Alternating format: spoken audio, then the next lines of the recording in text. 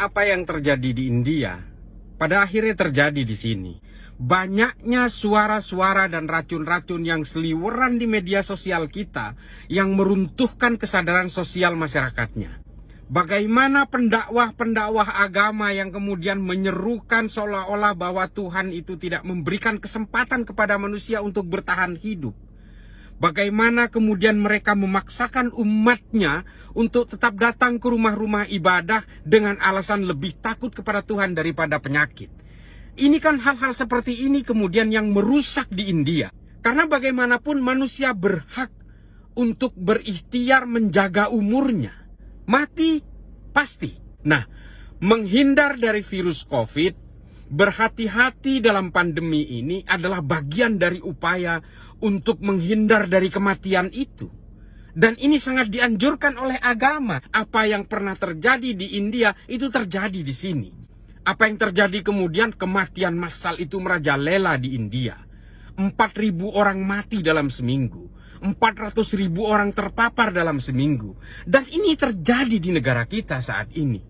Pemerintah seharusnya memulai dari racun-racun yang seliweran di media sosial kita ini harus ditindak tegas.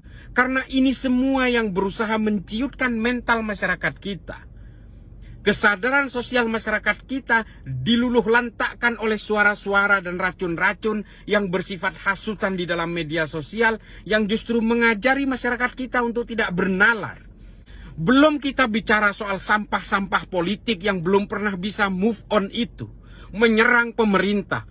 Dan kemudian di lain pihak dia berusaha untuk menurunkan kesadaran masyarakat supaya negara ini hancur. Lalu kemudian demi kepentingan politik mereka, mereka kemudian akan berusaha mendegradasi pemerintah. Pemerintah di sini harus tegas. Harus menindak mereka.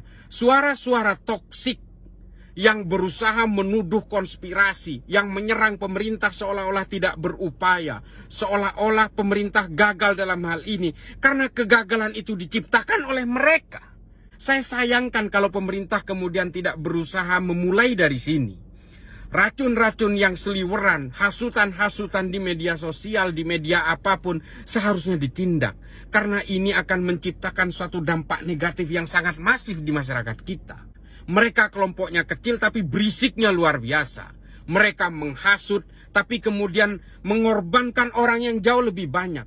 Saudara-saudara saya di Madura, itu semua termakan oleh hasutan-hasutan mereka sehingga mereka tidak mau divaksin, tidak mau prokes. Pada akhirnya apa?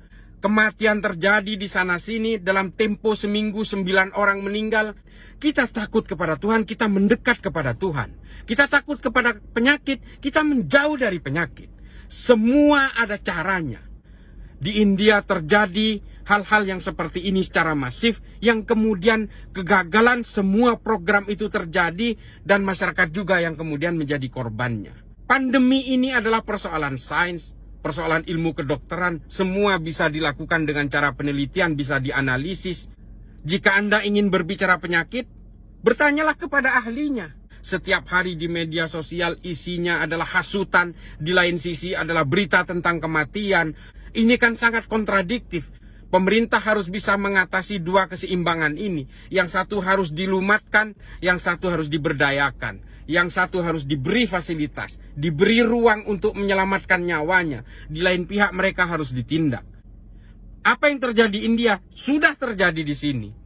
Kalau sampai terjadi seperti itu, habis bangsa kita. Habis saudara-saudara kita, habis orang-orang yang dikenal oleh kita, hilang satu persatu oleh pandemi dan virus COVID ini. Ini kan sebenarnya kejadian yang tidak boleh didiamkan. Marilah kita beragama, marilah kita menjunjung tinggi kemanusiaan, menjunjung tinggi perdamaian, marilah kita hidup bernegara dengan akal sehat, dengan nalar. Jangan percaya oleh berbagai sampah-sampah politik. Setiap dalam pertempuran politik, orang-orang yang kalah itu selalu menghujat dan melakukan sumpah serapah terhadap yang menang. Itu terjadi sejak zaman Yunani hingga ISIS yang kemarin. Oleh karena itu, sadarilah bahwa dalam keadaan pandemi ini kita semua bersatu. Tidak ada lagi orientasi politik, tidak ada lagi perbedaan-perbedaan. Kita semua sama. Karena semua manusia diberi ruang oleh Tuhan untuk menyelamatkan nyawanya masing-masing.